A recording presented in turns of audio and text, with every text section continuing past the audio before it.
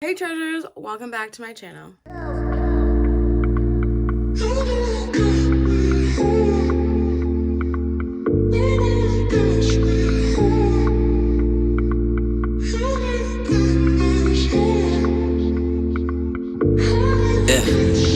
Ain't nobody realer. Sex is like a drug, I'ma be a dealer. I have the biggest problem ever with trying to date the good guy.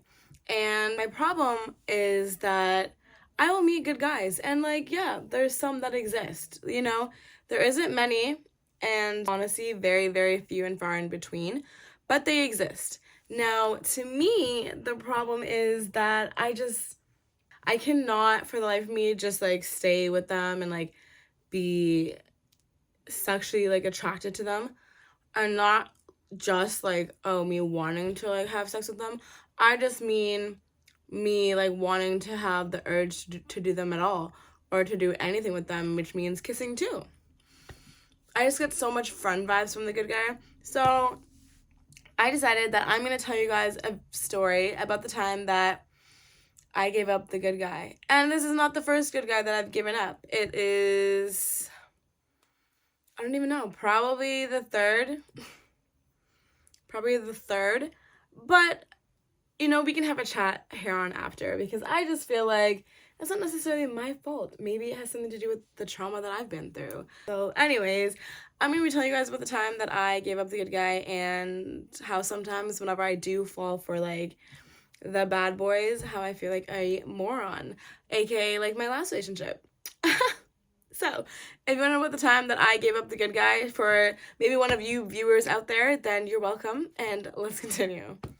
So this happened about a year ago. Wow, I'm telling really like current stories. But about a year ago, and this is going to be added to the series of Flirting for Your Tips. Now, I didn't flirt with him, but it's just the name of the series, and I thought it was catchy. So anyways. So I was working one day, and it was around this time. It was a holiday season coming up. And so I was working, and I was working as a waitress. So I remember I was serving this table, and honestly, this guy, for the sake of this video, we are going to call him Tony. Okay, so Tony. So Tony and I met at the restaurant, and I was actually his waitress. He was there with his friend, and I thought Tony was okay looking, but again, like, I wasn't really that interested, because around this time was when I had a crush on somebody else. And if you don't know who I'm talking about, it will all tie in later with this story involved, okay? So anyways, me and the guy that I had a crush on were kind of just figuring things out, but I was really into him, so that was basically my main priority. I have this issue that when I like somebody, I kind of like, I literally get like tunnel vision, and it's like only them for me. And that's my biggest problem, and probably why my relationships don't work out, because for some reason guys don't like loyal girls. I don't really know why, but hopefully they will all go to therapy. Anyways, I remember I was wearing a short sleeve shirt, so I have like half a sleeve on this side. So I remember Tony was asking me about my tattoos, and if you get me talking about tattoos, I will sit there and I will talk to you forever. I love tattoos. I would have a whole bunch right now if I had the money for it, honestly. So once you start talking about tattoos, I'm your girl. So that was how him and I started talking, and then he was telling me about his tattoos, and we were just like, the conversation was flowing. And so I remember like it was getting to the end of like when they were finishing their food, and he asked me for a piece of paper. And I remember because he was looking at me and he was giving me the hard eyes. And I know every girl knows what I'm talking about, because you know when someone likes you. So he was giving me the hard eyes, and I was like, okay. So I remember I went back to my friend and I told him that I'm pretty sure this guy's gonna ask for my number. And my friend's like, looked at him and he's like, oh, well, he's not bad. Like, that's good. And I was like, yeah, I guess. Like, and he's like, well, are you going to give it to him, or are you going to take his if he's writing down his? And I was like, I guess, like, it doesn't hurt to talk to other people, because like I said, even though I suck at talking to other guys, even if when I'm interested in one person, I still need to be able to do that, because, it's kind of dumb to like focus on somebody if you just have a crush on them and like you haven't even both of you guys haven't even made this step yet. So that's basically what happened. So he ended up writing down his number at the end of the day. And I remember his friend ended up paying the bill. And I believe he tipped me like 10% or something like that. And I was like, wow, because I thought that I was doing a good job. Like, even though Tony was one that was talking to me the most and I was like nice and everything like that, I still made sure his friend was included. So I'd look to his friend and like ask his friend, just because, again, you never know who's paying for the bill. And I don't really like to like leave people out. So I was like, what the hell? Like, I did a pretty good job, like being a good server, because I remember like the restaurant wasn't that busy. And so then I remember he came up to me and he was like, hey, like, did he leave you like a good tip? And I was like, yeah, like it was all right. And then he gives me like $5 and a piece of paper. And he's like, I hope to hear from you later. And I just smiled and I was like, okay, well, have a good night. And so I ended up leaving and I saw his name, Tony, and I saw his number. And I remember I gave like maybe like 2 days. And I remember I approached the topic with my mom about this story. And she's like, well, go, like, did you find him attractive? And I was like, yeah, he's okay.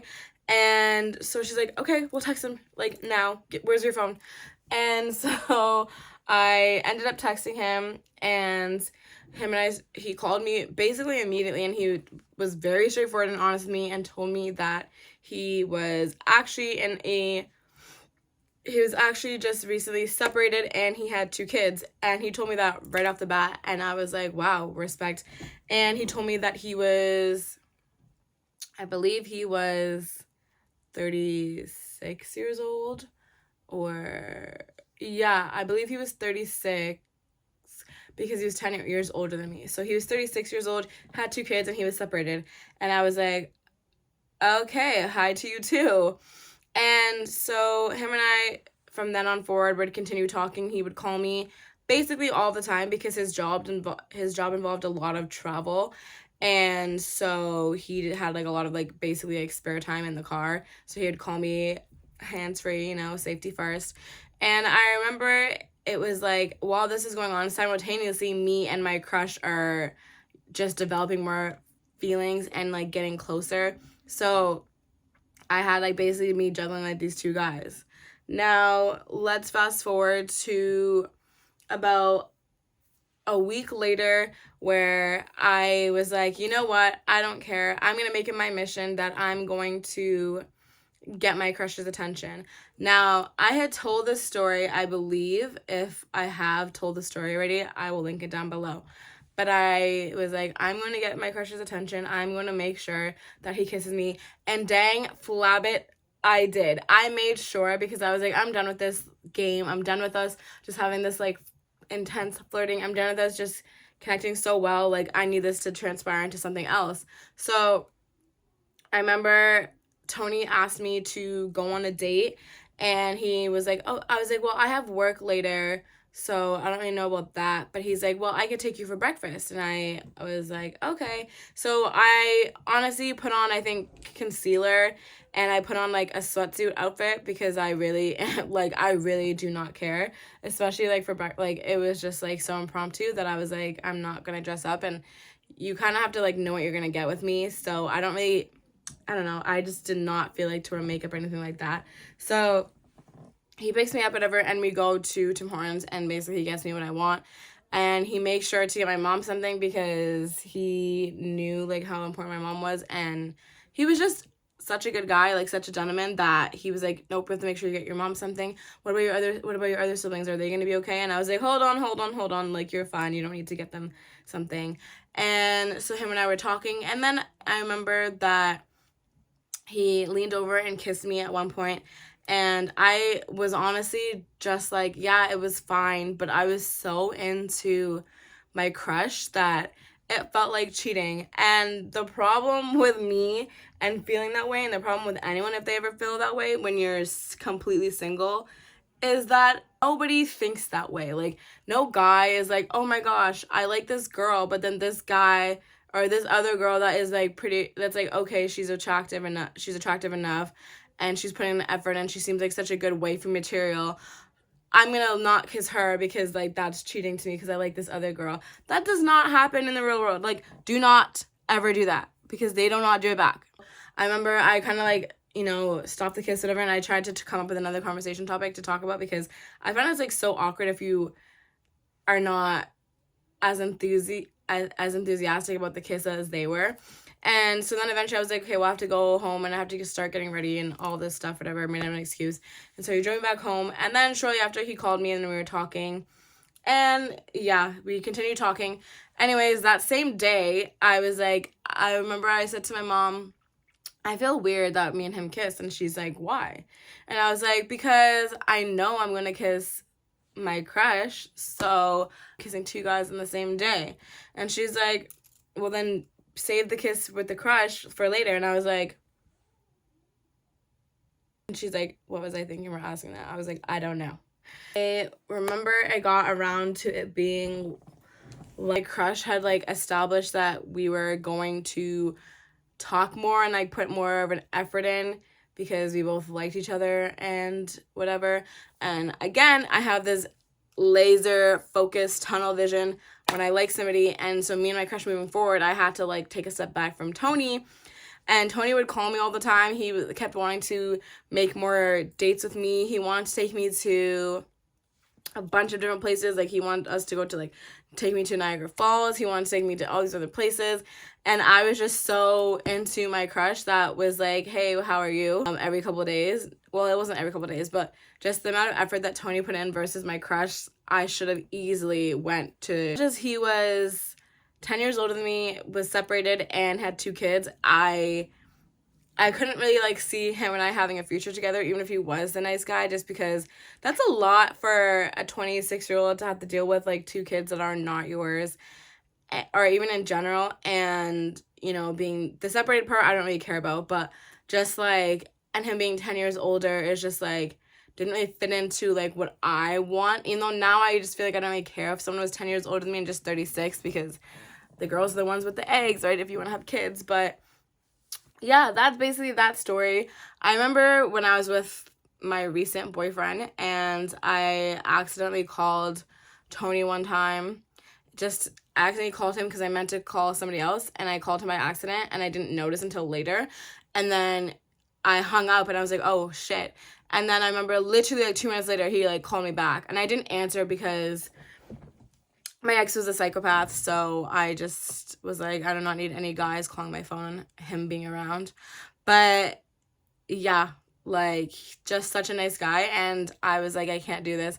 But I hope he found someone that is able to be there for him and more mature that can handle like someone with 2 kids. The problem is that, like I said, this is not the first guy that I thought was, like, genuinely, like, a nice guy, and generally not someone that I thought was putting up, like, a front. But the more into he was with me, the more that he gave me all of his attention, the more that I could, if I wanted to, like, I could, like, demand this, or I could ask for this, and he would do it, the more it, like, kind of pushed me away, and it flung me more into the arms of, like, my crush that wasn't putting up much of an effort, or anywhere near as much of an effort that he was. Ridiculous, but that's what I do. I always go for the one that I kind of have to like try more for. And I feel like I have this like fuckboy mentality where I will go for like the harder prey, you know, because like the catch would just be like that much sweeter. I'm definitely that person, and I wish I fucking wasn't. This was kind of like a therapy session. But anyways, do you have anything like this? Do you have this complex of being like a fuckboy? And I mean literally a fuckboy. I don't mean a fuckgirl. I mean a fuckboy. Do you have the fuckboy complex like I do? Because honestly, it's annoying. If anyone knows how to drain this from my system, detoxify me, let me know in the comments down below, because I would genuinely like to be normal and maybe eventually have a successful relationship. I don't know, call me crazy, right? Anyways, guys, thank you so much for watching, and I can't wait to see you guys in the next video. Bye, guys. Only you can get me right.